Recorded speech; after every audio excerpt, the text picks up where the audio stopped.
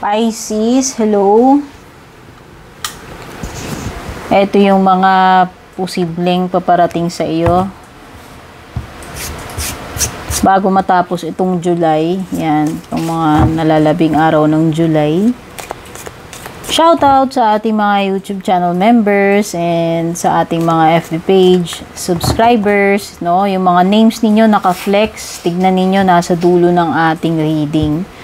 At regarding mga personal readings naman, dumiretso kayo sa aking FB page or basahin nyo yung description sa ibaba nitong video. Nandyan yung details kung paano kayo mag-book or mag-inquire.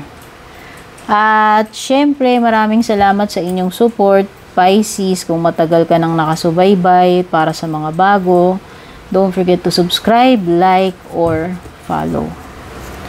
Para sa mga gustong mag-join na membership, syempre, very welcome kayo. Hanapin nyo lang yung join button or kung wala kayong makitang join button doon sa aking video, hanapin nyo nakasulat sa description yung link paano mag-join. Yung subscribe naman sa aking FB page, hanapin nyo lang yung subscribe button doon sa may name ng aking FB page.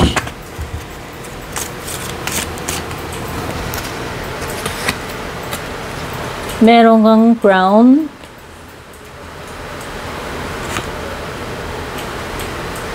man, 10. Wingin ko lang ulit nakita to. Tagal. Long time no see. Si Fox. Uy. Sa wakas, ibang baray lumabas. O, kasi pare-pareho eh. Beetle. Uy, swerte. Swerte. May magandang kaganapan. Magandang mangyayari. Wow, good news. May challenging cards pero may magagandang balita rito. Meron ka ring shark. Challenging na naman. At older woman. So may dalawang tao dito. Isang man tsaka isang older woman. At ink pot.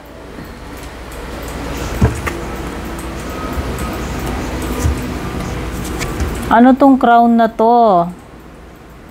Something about honor, dignidad, respeto. Oh, kung yan ang yan ang inaasam mo, Pisces, sabi naman dito makukuha mo naman daw yung honor and respect. So pwedeng itong sa workplace or kahit saan, sa relationship, no? Pwede rin naman. So ikaw ay karespeto at deserve mo yan. No? At kung anong deserve mo, yun yung makukuha mo, Pisces. Yun yung maganda rito. Meron ka daw dealings or relationship with the man, kung sino man itong makakadeal mo or karelasyon mo. Hindi sinabi kung anong klaseng relationship. Pwedeng romantic, pwedeng friend, pwedeng family, colleague, or business, di ko alam sino man yan. Basta dalawa yan, o meron ding older woman. Ganon din. Dealings or relationship with an older woman at saka man. Merong temporary situation. Di magtatagal yan. Kung ano man itong bagay na ma-encounter mo ngayong July. Kung hindi maganda itong pangyayari na to, huwag kang mag-alala, Pisces, temporary lang ito. Hindi ito magi-stay forever. Kaya kung pangit yung nangyayari, at least, no? Pansamantala lang naman yan. At meron kang good news at good fortune. Ganda. Ano kaya itong magandang balita na to? Baka may hint ka na, may alam ka na sa tingin mo. Good news eh. Baka ina-expect mo. Baka mamaya, may kinalaman sa career. May swerte eh. May swerteng dala yung good news mo. So, ang ganda. Gandang combo. Good fortune, good news. So, parehong good. O sa business, baka negosyante ka. Alam mo, mukhang may good news, ha. Baka makakapaldo-paldo ka dito sa negosyo mo or magkakaroon ka ng magandang deal with someone. O, baka may magandang partnership, successful yung ano, yung nilaunch ninyong project or negosyo, yung sales, pwedeng maganda. O, ito ay pagiging practical, pagiging madiskarte at wise pagdating sa pera or pagnenegosyo. Baka ikaw yan, baka yan yung talento mo, kaya ikaw ay siswertihin. Mag-ingat ka nga lang dito ha, baka mawalan kang pera.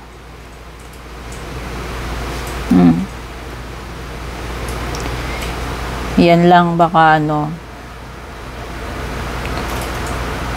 Gamit or pera, ingat ka. Baka swertihin ka nga dito sa negosyo, swertihin ka sa ibang bagay, pero baka may mawala naman sa'yo na ano, pera or material. At inkpat. Oh, ay, ang ganda naman pala. Wala ka naman palang challenging card. Ito lang talaga yung nag-iisa yung, ayan. Si Shark at saka si Tent, kung pangit yan. Silang dalawa lang, pero minor pa itong Tent. Kasi nga, temporary lang eh. Etong medyo mahirap kasi pwede kang mawalan dito.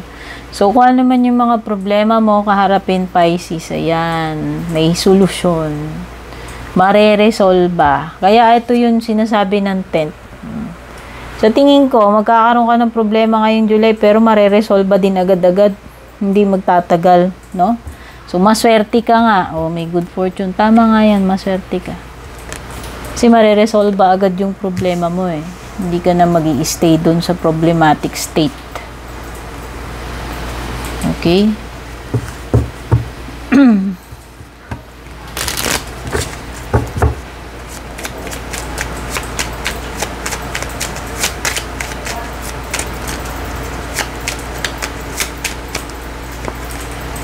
Major change pagdating sa buhay.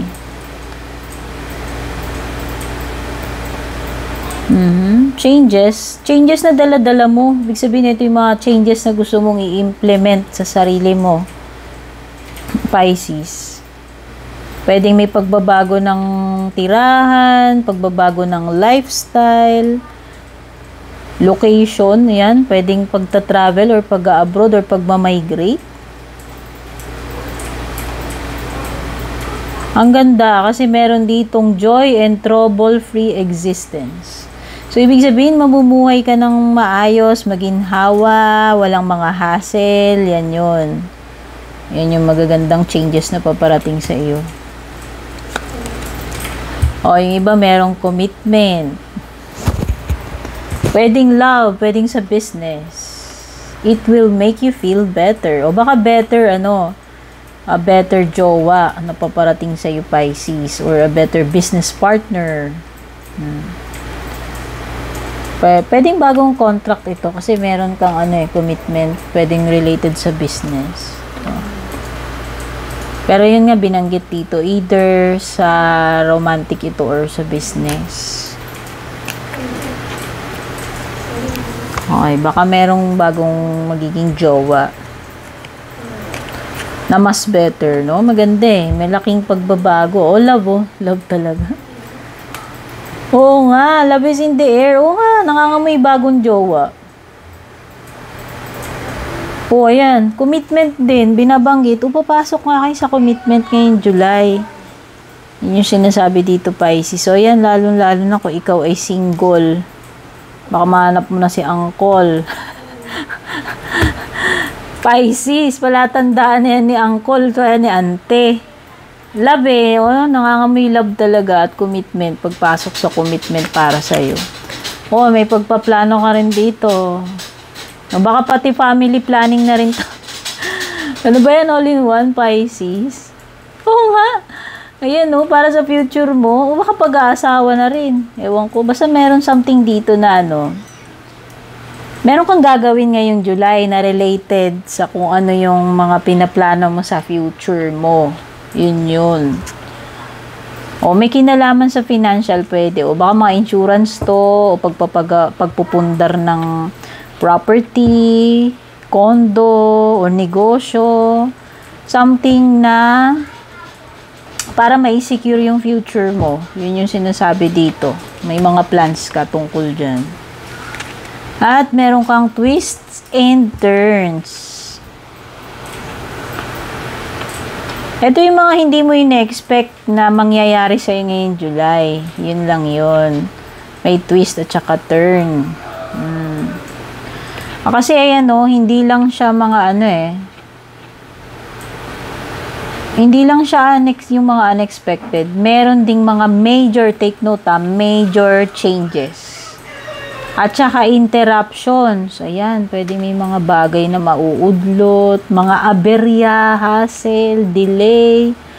Yan yun. At saka mga hindi mo inaasahang pagbabago. Make sure daw na makapagpahinga ka ng mabuti para makakope ka dito sa mga twist and turns na paparating sa iyo. Communication. Meron daw reunion. Okay, may rekindling. So, yung para sa mga may mga past jowa, baka daw magkaroon ng balikan kayo ni uncle or ni auntie. Ayan merong importanteng pag-uusap. Nagiging magkasama kayo uli, mabubuo uli yung samahan ninyo, magkakabalikan. Yan, malakas yung energy ng balikan. Wow! Meron kang maswerteng pagkapanalo. So, ayan, baka may mga competition kang dadaluhan or baka mahilig ka tumaya. Basta, mananalo ka. Mataas yung chances, mataas yung chances na manalo ka, Pisces. Ayan, ang ganda naman pala ng mga kafalaran mo. Especially yung tungkol kay uncle tsaka kay auntie. Sa love life mo, tsaka yung mga yung mga trouble-free existence. Yan, napaka-comfortable ng iyong buhay ngayong July. Hayahay siguro. At maraming salamat, Pisces. Sana nagustuhan mo yung reading mo. Sana makatulong sa'yo. Take care, babush. Don't forget to like, share, at pa-comment na rin.